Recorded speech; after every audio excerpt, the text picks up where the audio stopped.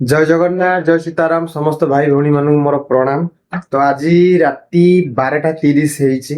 ତ ମୁଁ ଭାବିଲି କିଛି ସମୟ ଗୋଟେ ଭାବୁ ଭାବୁ ଏମିତି ମାନେ ଦି ତିନି ଜଣ ଭାଇ ଭଉଣୀ ମାନେ ମତେ ଫେସ ଟୁ ଫେସ ଦେଖା ହେଇଥିଲା ଆଉ କମେଣ୍ଟ ବି କହିଥିଲେ ଯେ ଭାଇ ଆପଣ ଗୋଟେ ଭଲ ଫୋନରେ ଭିଡିଓ ବନାନ୍ତୁ ଆଉ ଆପଣଙ୍କ କ୍ଲାରିଟି ଟା ଟିକେ କମି ଯାଉଛି। ତ ମୁଁ ଜାଣିନି ମୋ ମୋବାଇଲରେ ମତେ ତ ଭିଡିଓ ଗୁଡା ଭଲ ଲାଗୁଛି, ଆପଣ ମାନଙ୍କୁ ହୁଏତ ମାନେ କିଛି କମ କ୍ଲାରିଟିରେ ରହିଥାଇପାରେ। ତ ତିନି ଚାରି ଜଣ ଭାଇ ଭଉଣୀ ମାନେ କହିଛନ୍ତି ଯଦି ମତେ ଗୋଟେ 100 200 ଲୋକ କହିଥାନ୍ତେ ମୁଁ ଜାଣିଥାନ୍ତି ନାଇଁ ହଁ ଆକ୍ଚୁଆଲି ମୋ ମୋବାଇଲରେ କିଛିଟା ଡିଫଲ୍ଟେଡ୍ ରହୁଛି, କିଛି ପ୍ରୋବ୍ଲେମ ରହୁଛି, କ୍ୟାମେରା କ୍ୱାଲିଟିଟା ଏତେ ଭଲ ନାହିଁ।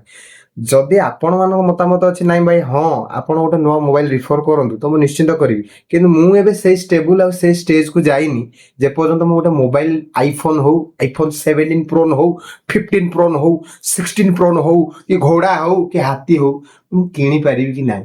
ତ ବର୍ତ୍ତମାନ ପାଇଁ ମତେ ସେଇ ପର୍ଯ୍ୟନ୍ତ ନେଇକି ଯାଆନ୍ତୁ, ଆଉ ନିଶ୍ଚିନ୍ତ ଆପଣମାନଙ୍କ ସହିତ ଗୋଟେ ଭଲ ଫୋନ କିଣିକି ଭିଡିଓଟା ବନେଇକି ଆପଣମାନଙ୍କୁ ନିଶ୍ଚିନ୍ତ ସେୟାର କରିବି। ଯଦି ଆପଣଙ୍କର ଆଉ କିଛି ଅଲଗା ମତାମତ ଅଛି ତ ପ୍ଲିଜ ମତେ ଗୋଟେ କମେଣ୍ଟ ମାଧ୍ୟମରେ ଜଣାନ୍ତୁ, ମୁଁ ନିଜେ ଗୋଟେ ବୁଝିପାରି ପ୍ରାଉଡ ଫିଲ୍ କରିପାରିବି। ଜୟ ଜଗନ୍ନାଥ ଜୟ ସୀତାରାମ, ରହିଲି ପ୍ରଭୁ।